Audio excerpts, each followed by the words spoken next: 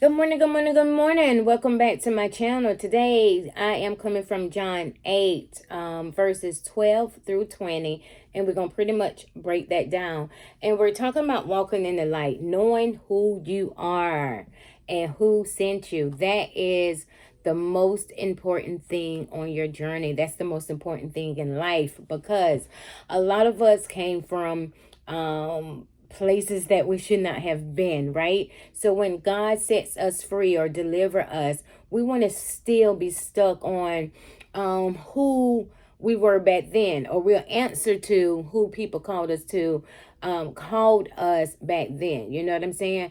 But that is not what God wants. He wants you to know who you are and who sent you. Anyone the Son sets free is free indeed, right? It's a lot of people named that got changed in the Bible, and so did yours. You're not what you used to be. You are not what the past is calling you. You're not what your parents called you. You are not what Satan is trying to place in your mind. You're none of those things. You are who God called you to be. And I like to tell everyone, for me, one of my favorite scriptures that led me to the place that I am now is Jeremiah 1 and 5. I had to know, and I had to get it in my heart. I had to get into my mind. I had to meditate and study on it to know that before I was formed in my mother's womb, he knew me.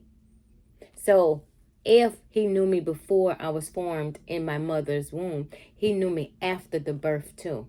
Meaning everything that I went through, he knew I was going to go through. Whether I caused it on myself or if I didn't, because of the parents or what I was born into.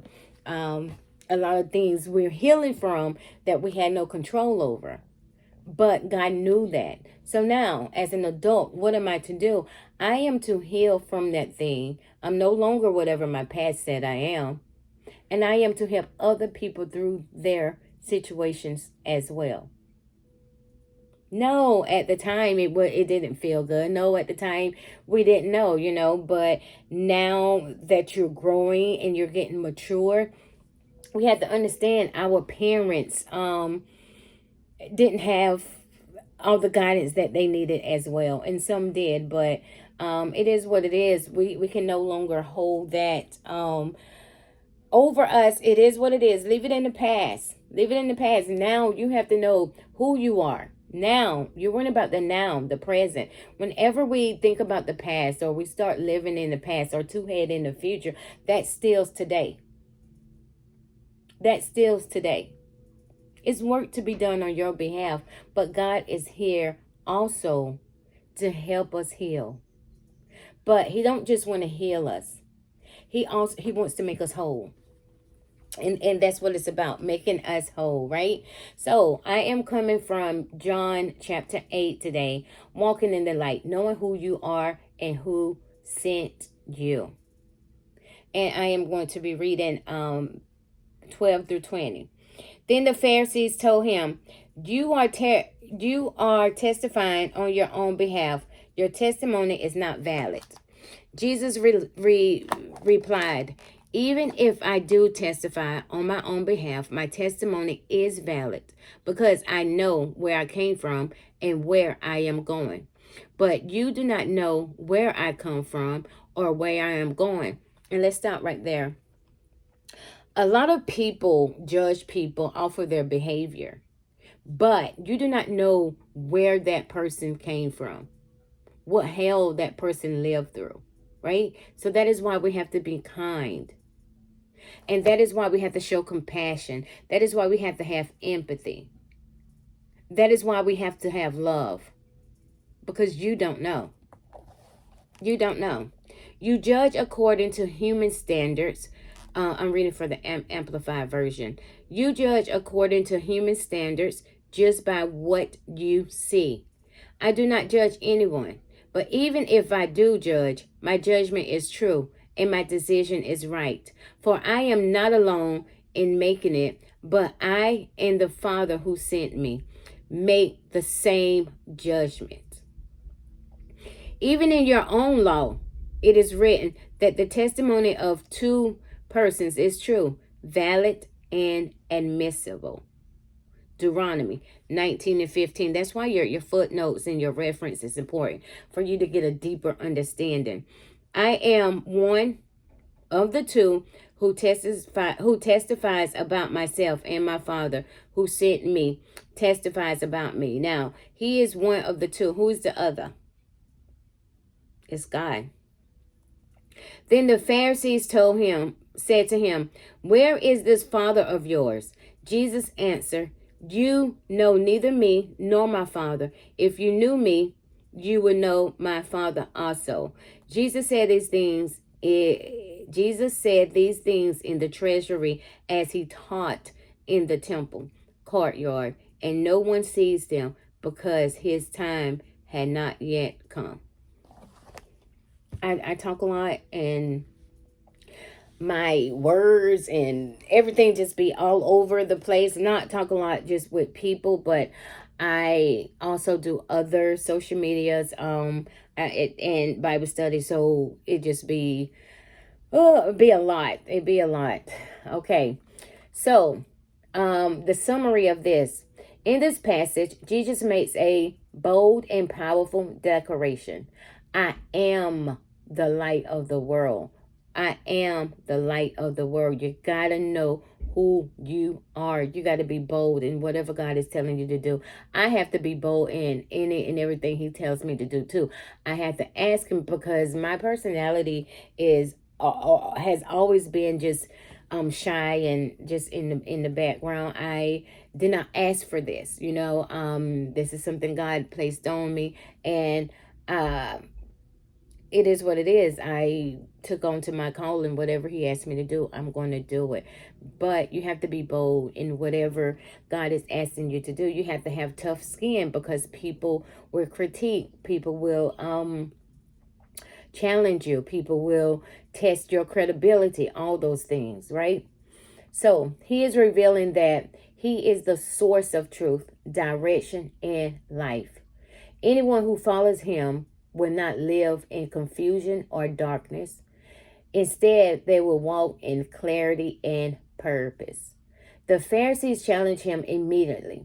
They questioned his authority and tried to discredit him by saying his testimony isn't valid because he speaks about himself.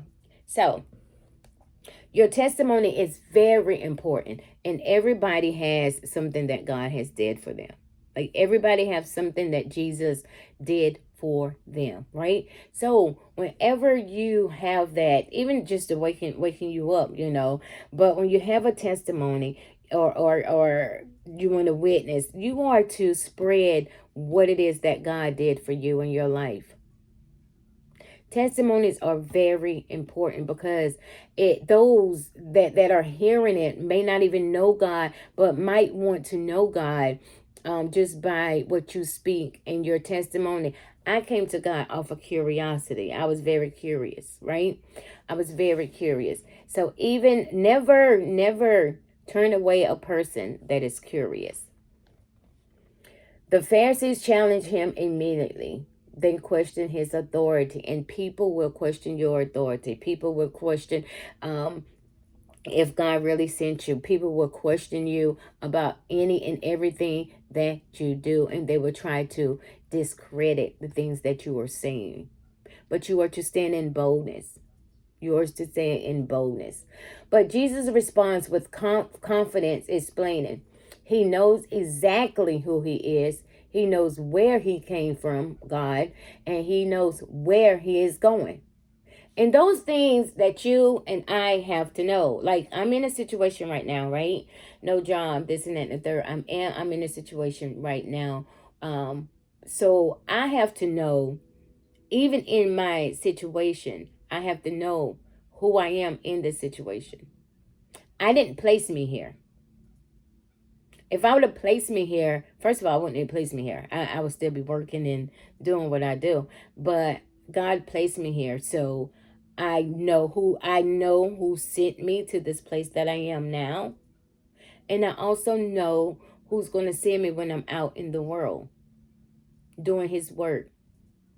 But the biggest thing is I know who I am. When 10 people tell me no, I know still who I am. And I am to stand on that. And so are you. The conversation shifts into a deeper truth about spiritual blindness versus spiritual understanding and why they cannot recognize him. So a lot of times people cannot recognize you because they're spiritually dead. They're more religious and worrying about the physical and the outer appearance, but not hearing you correctly or hearing you spiritually because they're dead, right? That's not arguing. That's why the Bible says you don't what is the point of arguing with somebody? Don't. That person may be spiritually dead. Even with people that say, well, they don't believe in God. Sometimes I don't get in debates. That's not something I do. But I can give you proof that he is just by my life, but also the Bible. And there is nobody that you can ever say that God died and got up. Nobody. Nobody. No matter who you believe in. There is nobody that rose on the third day. There's nobody that can give me the experiences that I'm experiencing right now. Nobody but God. He's sovereign.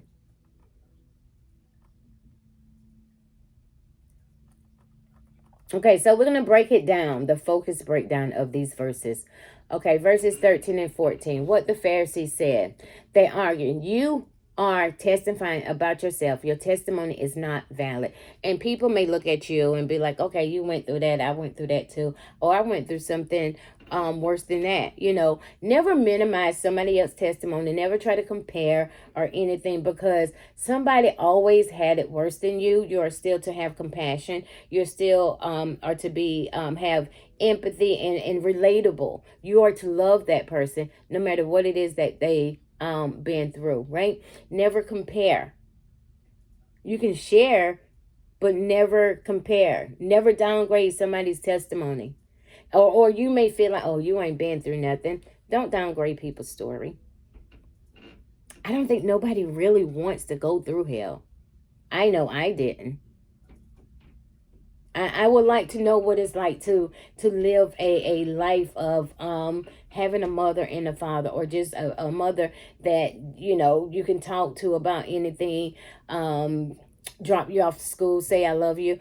You know, I want to know how that feel, but I don't. So it is what it is. But never minimize somebody's testimony, okay? There's always somebody that had it worse than you. And I got completely off track. Okay. They were relying on human law and not logic. In their culture, a testimony needed 2 witnesses to be accepted. So they tried to dismiss Jesus based on what he was saying about himself. So back then, they needed 2 witnesses. And he does have another witness, which is God.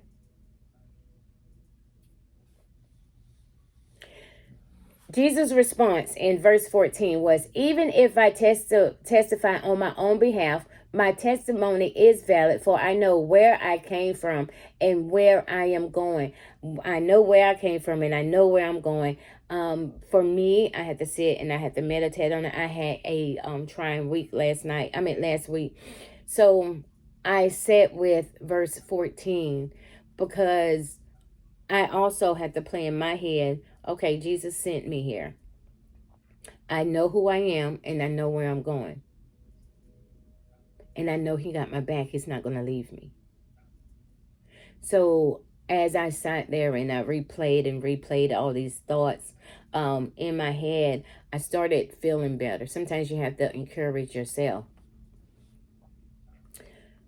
Okay, he says, even if I testify on my behalf, my testimony is valid, but I know where I came from and where I am going.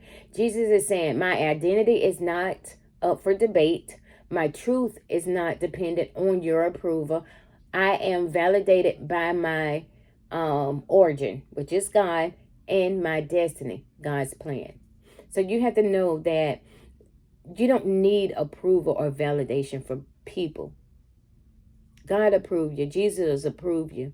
That's your validation right there.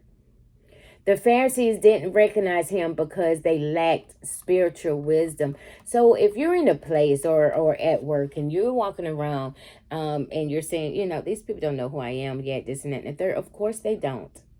They don't have spiritual understanding. They can't discern you right now. So why do you spend all that time trying to prove something? A lot of people want to prove who they are. I don't want to prove nothing. I can't. Because I don't care about what you think or say. Or who you think I am or who you think I am not. Right? Okay, so verse 15. You judge by human standards. I pass judgment on no one. Okay, the Pharisees judged based on outward appearance and limited understanding, as a lot of people do. A lot of people do. And right now, like, I didn't go to church on Easter either. Because for me, if I'm going to church or something like Easter, I want to be up to par. I want to go buy an outfit maybe and stuff, but I'm not in a position to buy anything right now. Not yet. God has me, I'm totally relying on him and he's sustaining me. So anything outside of that, even with my eyebrows, I'll be like, God, I just want my eyebrows done right now. It is what it is though.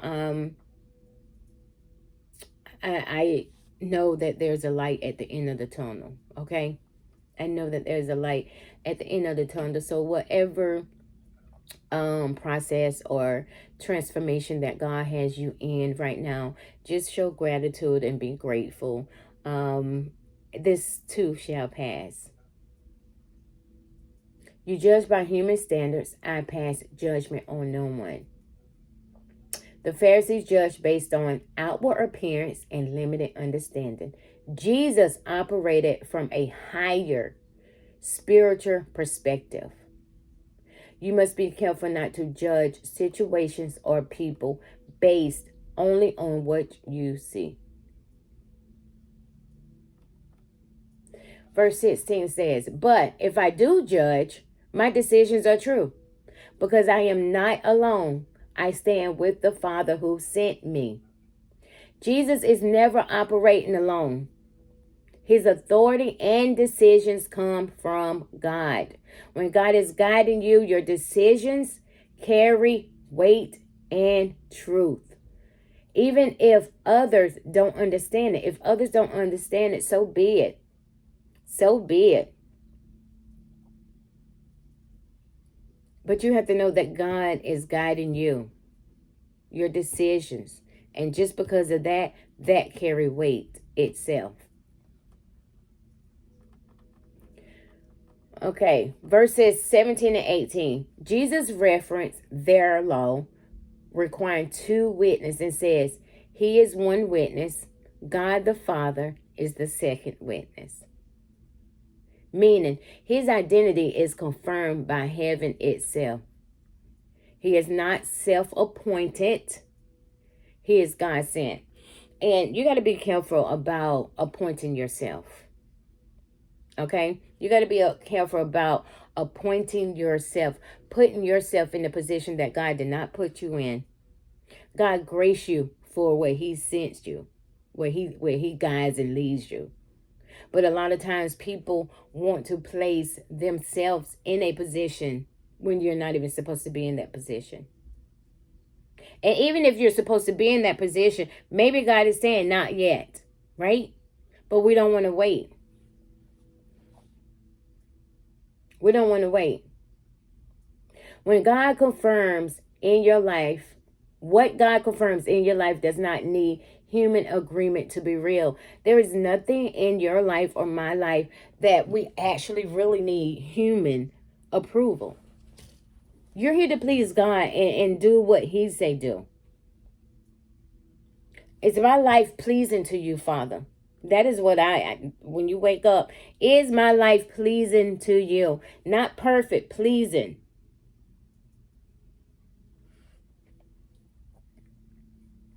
Verse 19. Where is your father? They asked. Jesus replied, "You do not know me or my Father."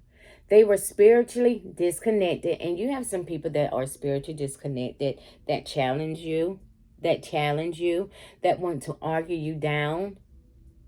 I'm not arguing you down, right? But if they challenge Jesus, what makes you think they're not going to challenge you? They are. If they truly knew God, they would recognize Jesus. You can be religious and still not truly know God. Meaning, you can go to church, you can sing on the choir, you can pastor, you can do all these things and still not know God. We see that right now. People throw around Christianity or Jesus as if it holds no weight. In this house, we don't play about God. In this house, we do not play about Jesus. In this house, we do not play about the Holy Spirit. That is a scary thing and very dangerous thing to do. Very dangerous. Okay, verse 20. This all took place publicly, yet. Okay? No one sees him because his hour has not come. Jesus was protected by divine timing. Nothing could happen outside of God's plan. And here's the thing. I'm a living proof and witness of God being protected by God's divine timing because of the situation that I'm in. I still got a roof over my head. I got lights. A situation happened where I wasn't supposed to be able to be approved for a certain program, and God opened that door where I can be approved for that certain program, and being in this house, right? But I'm grateful, of course, but at the same time, yesterday I had to be like, God, I see what you're doing, because I'm still having to do my videos, and right now that all that extra will be an uproar. But for the last 5 years, I have seen his hand in my life concerning the roof over my head. I have. Okay, so when God has purpose on your life, you are covered until your assignment is fulfilled. Now, when I study, or when I do my kids' Bible study, like I told you guys, there's you ask yourself when you studying and reading the Bible, who wrote it, why it was written, what is the points here, all these other things. What does it mean? What is the main idea? What's going on? So at the end of that, I always write down, what does this mean for me? Or what does this mean for the world, right? So, or how does it apply? So, just from the scriptures that I gave you today, this is how it applies, right? You must know who you are. Just like Jesus, your confidence must come from your identity in God, not people's opinion. When you don't know who you are, you'll constantly try to prove yourself. And trying to prove yourself, that takes so much work. That takes so much work. Be you, right? God created you unique. And you may be reaching people that other people are not going to be able to reach. Yes. Not everyone will understand you. That is how these verses apply. Not everyone is going to understand you, and that's okay. Unless you are somebody that have to have it. Like maybe you haven't dealt with your abandonment and neglect issues. So now you're people pleasing and you're wanting people to understand you. Not everyone is going to understand you, and that is okay. You don't want everybody to understand you. If everybody understands you, part of you are still in the world, right? I remember I was having this conversation with one of my friends, and I was like, why? No shade against Kirk Franklin or anything like that, but with the BET Awards, 9 out of 10 and a half He's always there. So I was like, why do they feel so comfortable calling him every time and not reaching out to other artists, gospel artists? Because he has a level of, somewhere in there, they're comfortable with just always asking him.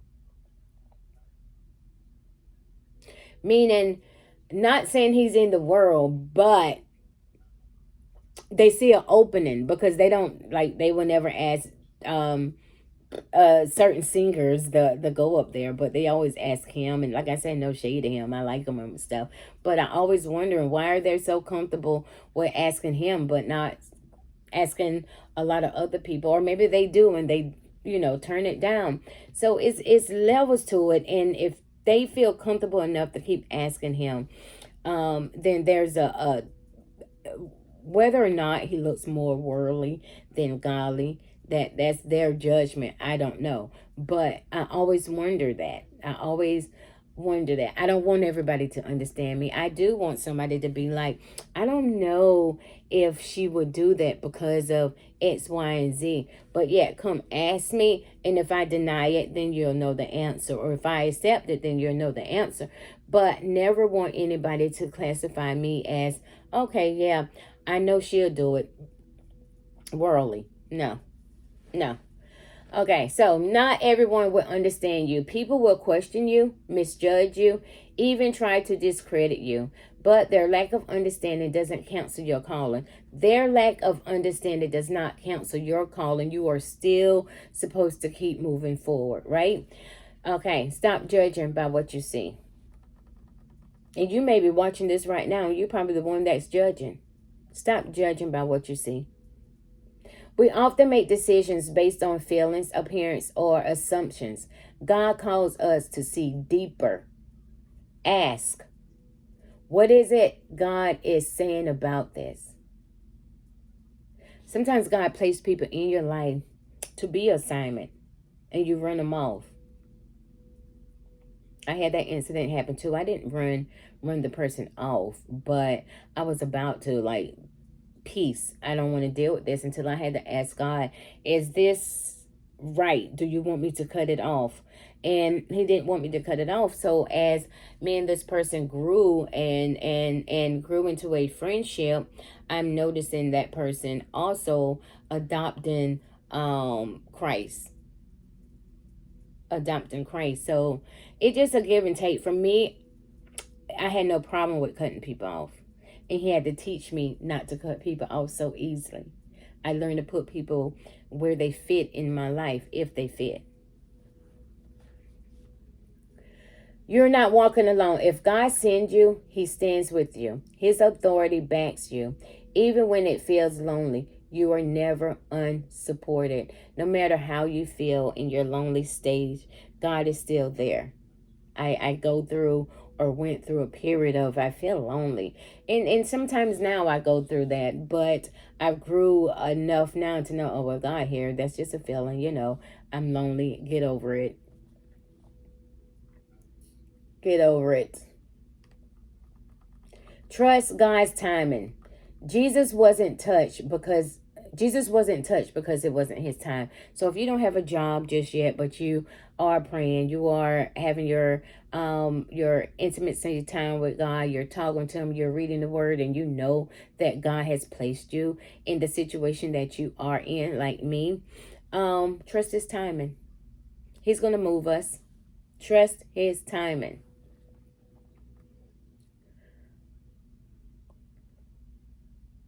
Jesus wasn't touched because it wasn't his time. What's for you cannot be stopped prematurely. What's not your time cannot be forced prematurely. Jesus didn't argue to prove himself. He stood in when he was. He stood in who he was. He didn't try to defend himself. And this last job I had, it was not awful. I liked it, but at the same time, they were real, like, clingy, and it was a whole lot of unfairness there and lies. And I instantly, for me, give me a day or two and I can pick up on your vibes of what kind of person you are. And I did do that, pick up what kind of people they were at the job. But at the same time, it came to a point where I wanted to defend myself about some things, and God said, no, don't even defend yourself. So I had to sit there for maybe about 6 months and not defend myself. But glory be to God, that was a lesson and a teachable moment. You don't always have to have the last word, even if you're right, because I was right? I was right, but everything I was doing, I was right. Even to the point where I print off every email and everything, every text message, I was right. And if it was had to go to court or something, I was right. But God, even though I was right, God still said, do not defend yourself. He was teaching me. Because usually I would say something. I would open my mouth. It'd be a back and forth situation. And especially when I know I'm right. Right? Okay. Jesus didn't argue to prove himself. He stood in who he was. And that's the lesson. When you truly know your identity in God, you stop performing for people and start walking in purpose. And a lot of people right now are performing. The Christian life is a performance. Believers, it's a lot of performance. But I do believe in my heart that God is raising up individuals that are truly after his heart. Not materialistic things, not acting as if he's a genie, but want to know the truth and want to help bring people into him. Intimacy, getting them saved, baptized, and teaching them how to equip them on walking this walk, because a lot of people thought that it was a joy, right? No, it's not. It's not joyful. I mean, it's not. But once you start walking long enough, you adapt to what it is, and you have joy, and you find happiness in it. So I do believe that God is raising up people, and I feel like I am going to be in that raising of people that's truly after his heart and want to help and guide and lead people to him. I know my lane as far as trauma and speaking. That's all I know is speaking God's word, which is truth, and speaking from lived experience and trauma and healing into self-identity. I believe he's doing a thing, and I'm gonna go ahead and say I'm honored to be a part of when this whole thing turns around. But if this video is helpful for you, make sure you like the video and you share it. But if you know everything, share it to somebody else that does not know. There is somebody right now that needs to hear this message, and it may give them hope. Until next time, have a good one.